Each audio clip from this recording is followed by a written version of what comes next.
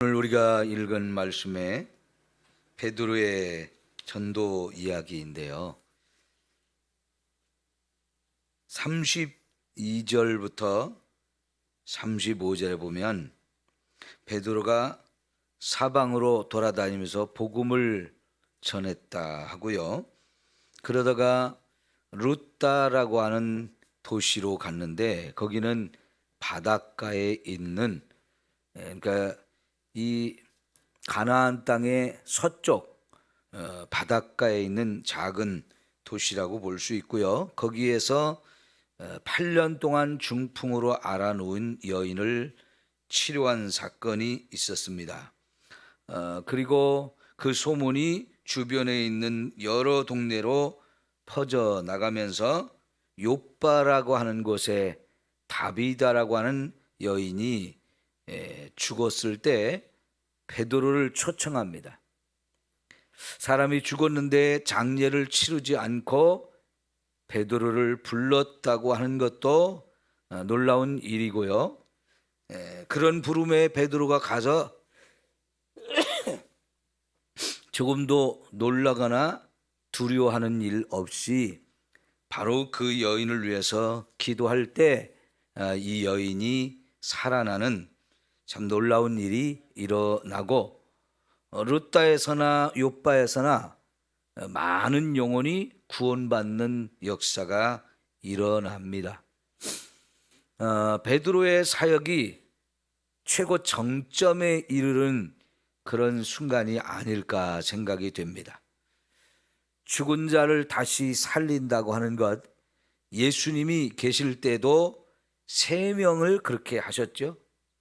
죽은 자를 살린 건 성경에 예수님이 3명을 살린 게 나오는데, 사도행전에 와서 지금 베드로도 죽은 자를 살리는 이 놀라운 일이 일어나고 있습니다. 우리가 요한복음 14장 12절에 보면 예수님을 믿는 제자들이 예수님이 하신 일도 하고 그보다 더 큰 일도 하게 될 것이라고 예언을 했는데, 지금 이 사도행전 9장에서의 이런 사건을 보면 이렇게 제자들도 예수님 말씀대로 예수님이 하신 일들을 그대로 하고 있는 것을 볼 수 있습니다. 자, 사랑하는 성도 여러분, 오늘 저와 여러분에게도 이와 같은 일들이 그대로 재현되어질 수 있기를 축원합니다. 이런 믿음을 가져야 이런 일이 우리 가운데서도 분명히 일어나게 되어질 줄 믿습니다. 오늘은 그래서 사도행전 1장부터 여기까지의 진행 과정을 한번 간단하게 살펴보려고 합니다. 우선 1장 8절을 보시죠. 사도행전 1장 8절.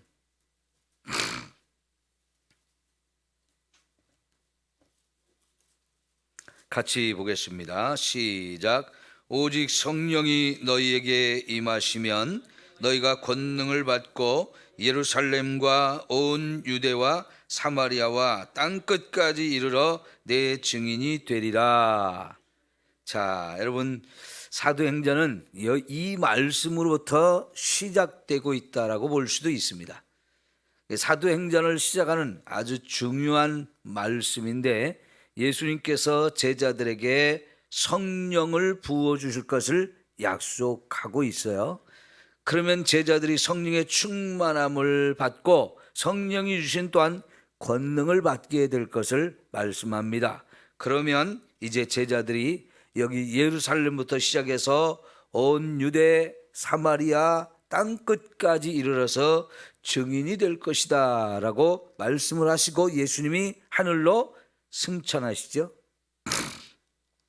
자, 예수님이 승천하는 것을 본 제자들이 예수님이 약속한 성령을 받기 위해서 마가의 다락방으로 가서 함께 기도에 힘쓰죠. 그들이 열흘 정도 기도를 해서 오순절이라고 하는 명절이 되었을 때에 정말로 약속했던 성령이 기도하던 마가다락방에 임했죠. 거기서 기도하던 예수님의 제자들 거의 대부분이 이런 성령의 충만함을 힘입게 되었는데요. 그러면서 이제 성령께서 그들을 밖으로 나가서 담대하게 복음을 전하게 했습니다. 이 성령 받기 전까지는 그들은 상상도 못했어요. 자기들이 이렇게 담대하게 나가서 복음을 전할 것이라는 상상을 못했습니다. 그런데 성령이 그들을 밖으로 막 나가게 하고 수많은 사람들이 있는 앞에서 너희가 죽인 예수가 바로 하나님의 아들 메시아다, 그리스도다 하는 이야기를 담대하게 선포하게 되어지는데요. 여러분 2장 36절을 한번 보세요. 2장 36절 우리 다 같이 함께 봉독합니다. 시작. 그런즉 이스라엘 온 집은 확실히 알지니 너희가 십자가에 못 박은 이 예수를 하나님이 주와 그리스도가 되게 하셨느니라. 이게 복음의 핵심 내용입니다. 사도들이 전한 복음의 핵심 내용, 그것은 너희가 예수를 죽였지만 그 예수를 하나님이 주와 그리스도가 되게 하셨다. 예수가 우리의 주가 되고 그리스도가 되신다는 사실, 이 그리스도, 이 말은 메시아라는 말을 헬라어로 번역한 말인데요. 유대인들은 오랜 세월 메시아를 기다렸어요. 하나님이 메시아를 보내주겠다 약속을 하셨잖아요. 그 메시아를 간절하게 기다렸는데 드디어 메시아가 왔다는 거예요. 그 메시아, 그분이 바로 예수님인데 안타깝게도 이분이 메시아인 걸 알았습니까? 몰랐습니까? 대부분 몰라서요. 메시아를 자기들 손으로 죽여버린 거예요. 그런데 오히려 그들 손으로 죽이는 이 사건이 사실은 예수님이 우리의 모든 죄를 짊어지고 죽은 사건이 되었고, 그 예수를 우리가 믿음으로 죄에서 구원받고 죽음에서 구원받고 그래서 영원한 생명을 얻게 하는 하나님의 놀라운 계획이었다고 하는 거지요. 이제 죽였을지라도 하나님이 그를 다시 살려내시고 그분이 하늘로 올라가는 것까지 똑똑히 자기들 눈으로 보았기 때문에 예수가 우리의 주가 되고 그리스도가 된다는 사실이 너무나 분명하고 확실해졌잖아요. 그래서 그것을 예수님을 죽였던 그 사람들, 죽이라고 큰 소리를 치면서 십자가에 못 박아라 막 소리를 쳤던 바로 그 사람들을 향해서 너희가 죽인 이 예수, 그분이 바로 우리의 주가 되고 그리스도가 되시는 분이다, 이거를 전파하게 되어지죠. 그런데 이 말을 들었던 사람들이 이야, 정말 우리가 너무나 큰 죄를 지었구나, 어떻게 해야 되지? 이렇게 탄식할 때 베드로가 이제 38절을 보시죠. 베드로가 이르되 너희가 회개하여 각각 예수 그리스도의 이름으로 세례를 받고 죄 사함을 받으라. 그리하면 성령의 선물을 받을 것이다. 너희가 아무리 큰 죄를 지었어도 그 죄를 회개하고 예수를 믿으면 그 예수님이 우리의 모든 죄를 사하실 것이고 우리에게 지금 부어준 그 성령을 너희들에게도 부어줄 것이다. 이 구원의 은혜가 예수를 통해서 되어질 것을 말씀하고 있죠. 그러면 여러분 40절에 또 여러 말로 확증하여 권하며 이르되 너희가 이 패역한 세대에서 무엇을 받으라고요? 구원을 받으라고요. 구원을 받으라고. 그래서 이 사람들이, 그 말을 받은 사람들은 다 세례를 받고 그날의 신도의 수가 3,000이나 더하더라. 야, 여러분, 첫 번째 나가서 전도를 했는데 3,000명이 예수님을 믿고 구원을 받게 되었어요. 그만큼 그때가 오순절이라고 하는 명절이었고요. 이 예루살렘에 어마어마한 사람이 모여서 절기를 지키고 있는 거예요. 명절을. 유대인들은 명절이 되면 이 3대 명절에 예루살렘의 성전에 모여서 함께 지키잖아요. 그러다 보니까 지금 엄청난 숫자가 모여있는데 그날 3,000명이 믿게 되었고요.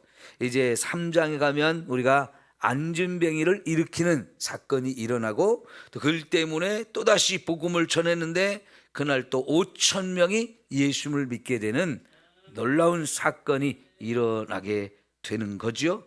그렇게 폭발적으로 교회가 성장하기 시작하는데 3장에서 두 번째 이렇게 복음을 전하고 났을 때 예루살렘에 있는 대제사장이나 바리새이나 앞장서서 예수를 죽였던 사람들이 깜짝 놀라면서 이 복음을 전하는 사도들 옥에 잡아 가두죠.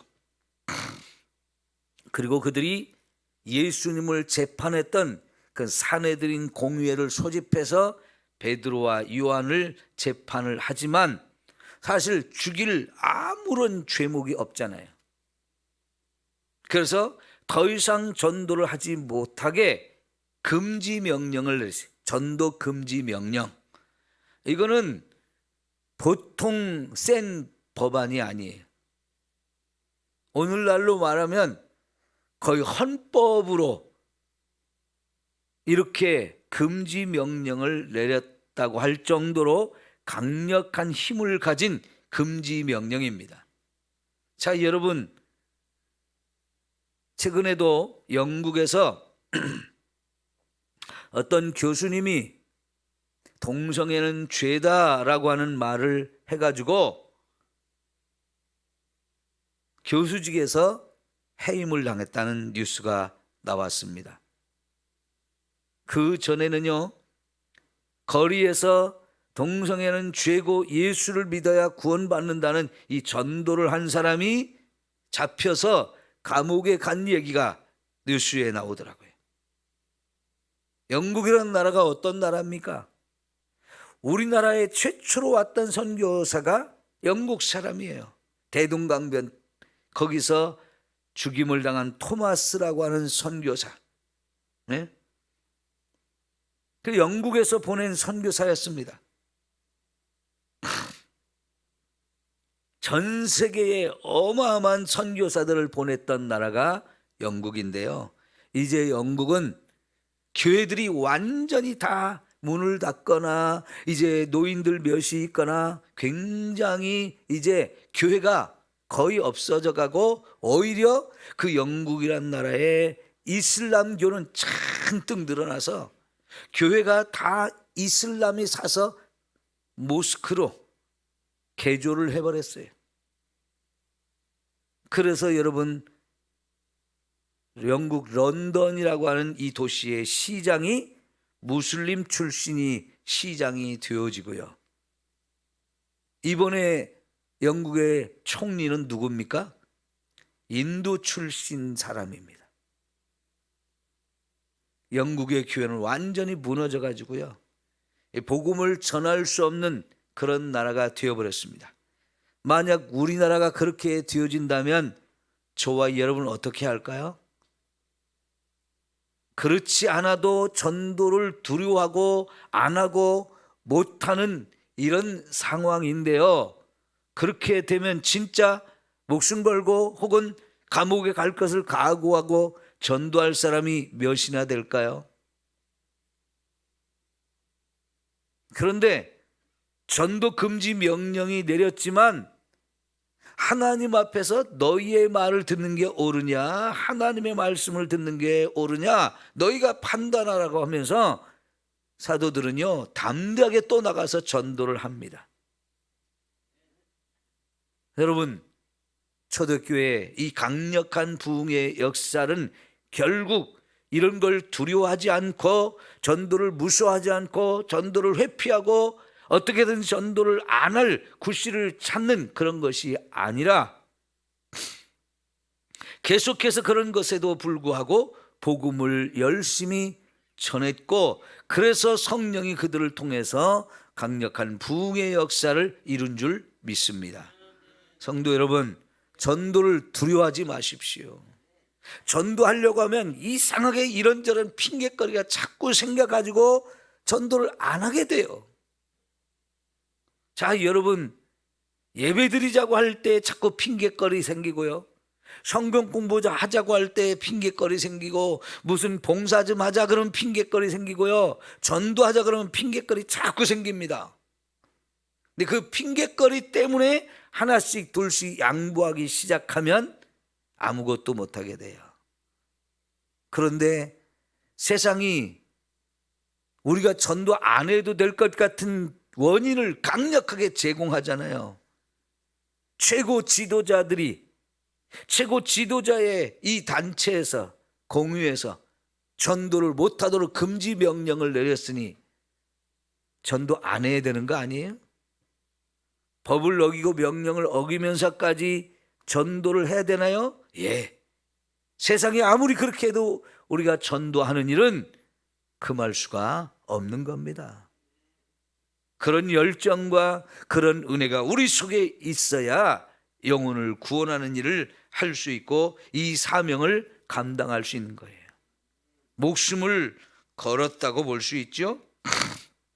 5장에 가면 이제 아나니아 삽비라가 죽임을 당한 이야기가 나오고요, 6장에 가면 이제 7명의 집사를 선택한 이야기가 나오게 되고, 7장에 가면 스데반이라고 하는 이 집사가 담대하게 복음을 전하다가 순교한 사건이 나옵니다. 자, 뭔 얘기예요? 이제 강력하게 부흥이 되어지고 있고 성도들은 열심히 전도를 하는데 이제 그들에게 강력한 박해가 임하기 시작해서 스데반이 죽음을 당하고요, 스데반이 죽는 자리에 사울이라고 하는 청년이 드디어 등장을 하고, 그 스데반이 죽은 후에 사울이 적극적으로 행동에 나서서 여기저기 예루살렘 사방을 돌아다니면서 예수 믿는 사람들을 잡아다가 감옥에 가두기 시작합니다. 교회에 강력한 박해가 일어나는 거예요. 결국 이 박해가 두려웠던 많은 사람들이 예루살렘을 떠나게 되어집니다. 자, 그런데 여러분, 우리가 하나 확인해 볼 말씀이 있는데요, 8장 1절을 볼게요. 8장 1절. 사울이 그가 죽임당함을 마땅히 여기더라. 그날에 예루살렘에 있는 교회에 큰 박해가 있어 사도들 외에 다 유대와 사마리아 모든 땅으로 흩어지니라 그랬어요. 지금까지 복음은 예루살렘에서만 증거가 되었었는데 갑자기 하나님께서 이 예루살렘 교회에 큰 박해를 내리자 스데반이 죽음을 당하고, 거기에 앞장섰던 사울은 더 막 기가 세져가지고 사방으로 돌아다니면서 예수 믿는 사람들을 잡아다가 옥에 가두니까요, 거기에 겁을 먹은 성도들이 사방으로 흩어졌어요. 그리고 3절, 사울이 교회를 잔멸할새 각 집에 들어가 남녀를 끌어다가 옥에 넘기니라 그랬죠. 이렇게 사울이 정말 강력한 이런 박해를 하게 되는데, 4절, 놀랍게도 반전이 일어나요. 그 흩어진 사람들이 두루다니며 복음의 말씀을 전했다. 흩어진 사람들이 어디를 가든지 복음을 전해가지고 예루살렘에만 복음이 머물러 있던 것이 결국은 유대 땅 전역으로 퍼지게 된 거예요. 그러니까 하나님은요, 박해라고 하는 방법을 통해서 이 사람들 흩어지게 하고, 흩어진 사람들이 결국은 또 나가서 전도함으로 복음이 온 유대 땅으로 퍼지게 되는데, 5절에 보니까 빌립이 사마리아 성에 내려가서 그 성 백성들에게 복음을 전해. 이거는 어제 말씀드렸듯이 사마리아 사람들과 유대인 사이에는 엄청난 장벽이 있었는데 이 장벽을 허물고 사마리아 사람들에게 복음이 증거되어지는 너무나 놀라운 사건이었어요. 유대인과 사마리아 사람들은 서로 아주 적대적인 거의 원수같이 지내면서 접촉도 안 하고 그 지역에는 가지도 않고 했던 곳인데 성령께서 빌립을 사마리아 성으로 보내서 거기서 복음을 전하니까 거기에 강력한 부흥의 역사가 예루살렘에 일어나는 것처럼 여기서도 일어나요. 그래서 사도들이 가서 그걸 확인하고 그들에게 안수해서 성령을 받게 하고, 그러면서 이제 9장에 보면 사울이 다메섹으로 가다가 예수님 만나서 변화되는 사건이 일어나죠. 사울이 왜 다메섹으로 가는 거예요? 거기도 예수 믿는 사람들이 있다고 하니까 거기까지 가서 이제 또 옥에 가두려고요. 그런데 그런 사울에게 누가 찾아온 거예요? 예수님이 찾아와 만나 줌으로 인해서 사울을 완전히 변화시키죠. 이제 예수를 핍박하고 교회를 없애려고 하던 이런 사람이 이제 완전히 변화되어서 오히려 예수가 그리스도다. 자, 여러분 9장에 우리가 20절 봅시다. 9장 20절 시작. 즉시로 각 회당에서 예수가 하나님의 아들이심을 전파했다. 그 다음에 22절 사울이 힘을 더 얻어 예수를 그리스도라 증언했다. 여러분 아까 사도행전 2장 첫 부분에서 베드로와 요한이 복음을 전한 핵심이 뭐라고 그랬죠? 너희가 죽인 이 예수가 하나님에 의해서 우리의 주와 그리스도가 되게 하셨다라는 거였잖아요. 근데 똑같은 복음을 지금 사울이 전하고 있는 거예요. 내가 정말 모르고 예수가 하나님의 아들인 걸 몰랐는데 그분이 나를 찾아와서 만나 주셔가지고 하나님의 아들이라는 것도 가르쳐 주셨고 우리를 구원하러 오신 그리스도라는 사실을 확실하게 내가 깨달았다고, 이 예수를 우리가 믿어야 된다고 완전히 변화돼서 이렇게 전하게 되어지잖아요. 그죠? 그러면 상황이 완전히 바뀐 거잖아요. 교회가 막 엄청나게 박해를 받아서 지금 막 흩어지게 되었는데 사방에 복음이 증거돼서 또 한 번 반전이 일어났는데 사울이 더 살기가 등등해서 더 이렇게 박해를 하러 돌아다니다가 예수를 만나가지고 그가 이제 예수를 전하는 사람이 되어지는 거지. 여러분 하나님이 살아계신 거예요? 안 살아계신 거예요? 그렇죠. 살아계신 거잖아요. 사울을 이렇게 찾아와 만나 주셔서 변화시켜 가지고 그가 오히려 복음을 전하는 사람을 바꾸는 일 누가 한 거예요? 하나님이 하시는 거잖아요. 성도들은 그런 것에 두려워하지 않고 막 복음을 전하고요. 교회가 가장 큰 위기, 가장 어려움에 처했을 때 성도들의 힘으로는 이거를 감당할 수 없을 이런 상황이 되어지니까 하나님이 이렇게 개입하셔가지고 완전히 상황을 바꿔 놓으심으로 인해서 복음이 더 강력하게 전파되어질 수 있게 하시는 거지요. 하나님은 지금도 저와 여러분이 전도할 때 이런 놀라운 은혜를 우리에게 베풀어 주실 줄 믿습니다. 전도는 우리가 하지만 결국 영혼을 구원하는 것은 하나님이 하시는 거거든요. 그러니까 우리가 그런 사실을 믿고 열심히 전도를 하다 보면 전도하는 저와 여러분 무시하는 사람도 있고 귀를 닫고 아예 안 들으려고 하는 사람들도 있지만 감사하게도 또 그 말씀을 듣고 하나님 앞에 돌아와 구원받는 일들이 일어나는 거예요.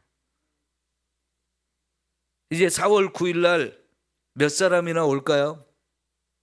지금 여러분이 복음 전하고 있는 사람 가운데 오겠다고 약속하는 사람들 있어요? 없어요? 예? 있어요? 감사합니다. 근데 목사님 암만 전해도요 고집쟁이들이 끄떡도 안 해요. 그런 사람도 여러분 많죠? 걱정하지 마십시오. 전하는 것만 우리가 하는 거예요. 그들이 몇 명이 하나님 교회에 찾아올지는 모르지만 하나님 분명히 일하실 겁니다. 그걸 믿는 거예요. 뭐 4월 9일 날 안 되면 4월 16일 날 또 한 번 더 초청하는 거고요. 그날 안 되면 가을에 또 하는 거고요. 그래도 안 되면 내년에 또 하는 거고요. 하다 보면 분명히 깨지고 부서지고 녹아져서 하나님 앞에 그 영혼들이 오는 일들이 일어납니다. 포기하지 않으면 돼요. 못하겠다고, 안 되겠다고, 나는 안 한다고 그런 말 하지 않으면 됩니다. 가서 두드리고 또 두드리면 문이 열려지게 하십니다. 성령께서 하시니까요.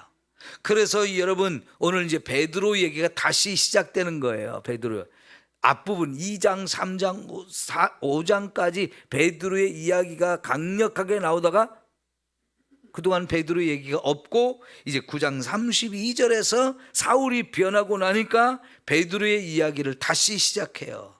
그래서 루다라고 하는 곳에서 8년 동안 중풍병으로 누워있던 사람을 한 번에 고치고요. 또 욥바라고 하는 곳에서 다비다라고 하는 이 여인을 죽었지만 다시 살려주는 사건이 일어나고 10장에 가니까 이제 가이사랴라고 하는 좀 더 북쪽에 있는 해변 도시에 가서 고넬료라고 하는 사람에게 복음을 전함으로 이방인에게 최초로 복음이 증거되어지는 이방인에게 복음이 활짝 열려져서 이때부터 제자들이 이제 땅 끝까지 가는 출발점이 되는데, 여러분 하나님은 여전히 살아계셔서 저와 여러분이 복음을 전해서 영혼을 구원하기를 원하고 계시고요. 그 일이 가능하도록 여전히 저와 여러분과 함께하면서 우리가 어려움과 위기를 만날 때 그 일을 헤쳐나갈 수 있는 길을 열어주십니다. 우리가 순종하기만 하면 돼요. 하나님이 저와 여러분을 통해서 일하실 것을 믿고 순종하면 이런 강력한 부흥의 역사가 일어나며 주님이 하신 일 우리도 하면서 이렇게 신나게 행복하게 복음 전도자가 되어줄 줄 믿습니다.